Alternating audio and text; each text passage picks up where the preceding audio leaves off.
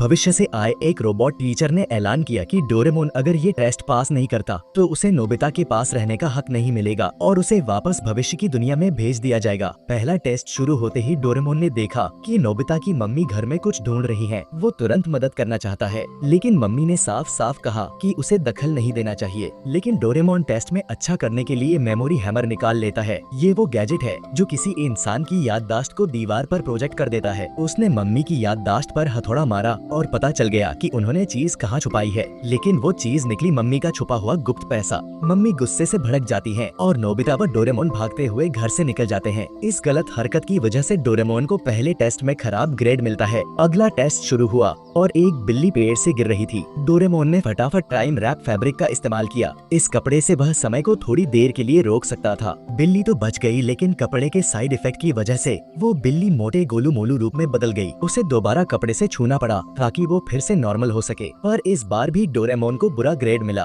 फिर उसने एक बुजुर्ग दादी की मदद की जो सामान उठाने में परेशान थी। डोरेमोन ने इस्तेमाल किया वजन कम करने वाली टॉर्च जिस पर रोशनी पड़ती है। वो चीज बेहद हल्की हो जाती है। दादी खुश हो गयी और इस बार डोरेमोन को पहला अच्छा ग्रेड मिल गया। अब टेस्ट था सुनियो को जियान से बचाना। डोरेमोन ने जल्दी से फॉल डाउन स्पेशलिस्ट गैजेट का इस्तेमाल किया, जिससे जियान फिसलकर जमीन पर धड़ाम गिर गया, लेकिन जियान फिर भी रुका नहीं। तब डोरेमोन ने पेनेट्रेशन रिंग निकाली, जिससे सुनियो एक पाइप में छुपकर भाग गया, पर जाते जाते वो एक कुत्ते की पूंछ पर पैर रख देता है और प्लान बिगड़ जाता है। इस वजह से फिर से बुरा ग्रेड मिला। एक दादाजी के गले में कुछ फंस गया था। डोरेमोन ने सही टाइम पर मदद की और फिर से अच्छा ग्रेड मिला। अब वो पास होने के करीब था। शिजुका की टोपी हवा में उड़ गई। वो उसे पकड़ने के चक्कर में गिरते गिरते नदी में जा रही थी। डोरेमोन ने मैजिक हैंड से शिजुका को समय रहते खींचकर बचा लिया। एक और अच्छा ग्रेड, लेकिन अभी भी फाइनल टेस्ट बाकी था। ये आखिरी मौका था। अगर डोरेमोन यहाँ फेल हो गया तो उसे नोबिता को हमेशा के लिए छोड़ना पड़ेगा। अब बारी थी नोबिता को जियान और सुनियो से बचाने की। डोरेमोन ने सारे गैजेट्स निकाल लिए, मगर कोई तरीका सूझ नहीं रहा था। तभी नोबिता ने खुद एक आइडिया लगाया।